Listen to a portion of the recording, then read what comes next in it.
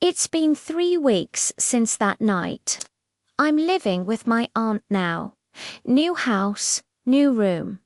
I've stopped everything. No more TikTok, no camera, no dancing. Everyone keeps saying how much better I look. They say I'm eating again, sleeping again, that I'm finally normal. But they can't hear what I hear. That soft, dragging sound that follows me everywhere. Kaluskos. Kaluskos. Asterisk, like the sound of bare feet sliding across the floor, right behind me. That morning, I was running late for school. We were in the middle of graduation practice. The main hall has this long mirror so we can check our uniforms before going on stage. I tried to walk past it quickly, head down, determined not to look. But I did. Just for a split second. And in that second I saw her, the other Emmy. She wasn't in the school uniform. She was still wearing that old white rehearsal dress, its edges frayed. Her hands were raised mid-pose, her eyes dark, hollow, and yet she was smiling at me.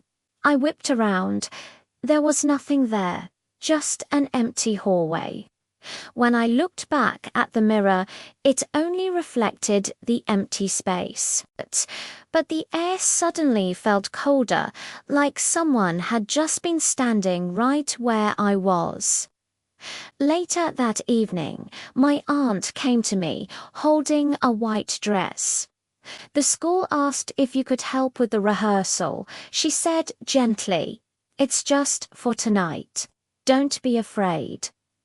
I wanted to say no, to run, but she smiled at me, a hopeful, pleading smile. But this is how you face it, Emmy. There's nothing in that mirror. So I went. The stage lights dimmed, and the music started, soft at first, like a distant heartbeat.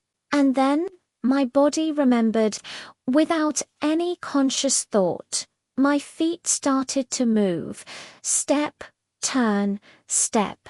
It was flawless, perfectly in sync with the music, almost too perfect. That's when I saw it, in the mirrored wall stretching across the front of the stage. There weren't one, but two dancers. Me, ... and her, the other Emmy. She copied my every move, a perfect, shadowy twin, but her eyes were lifeless, and her mouth was twisted into a faint, crooked smile that made my blood run cold. The music grew faster, more frantic. She moved closer, her reflection growing larger, more dominant. I tried to stop, to break away, but my feet wouldn't listen to me anymore. It was like I was a puppet, moving to her rhythm. Kaluskos, Kaluskos. Asterisk, the wooden floor beneath us seemed to groan, as if something ancient and alive was stirring beneath the boards. Her reflection reached forward, her hand touching the surface of the mirror, and my own hand moved with hers against my will. But for a terrifying split second, our fingertips met on the cold, smooth glass, and then the world shattered. The mirror exploded outward, light scattering into 1,000 glittering shards. Everything went black, and in that chaos, no one knew who was on which side anymore. The next morning, my aunt knocked softly on my bedroom door. "Emmy." The door creaked open, and Emmy stood there, smiling sweetly. "I'm okay now, Auntie," she said, her voice soft and calm. "I'll be at graduation today. Her hair was pulled back neatly, her skin was clear, her eyes were bright and steady. My aunt let out a long sigh of relief, pulling her into a tight hug. "Thank God, I was so worried about you."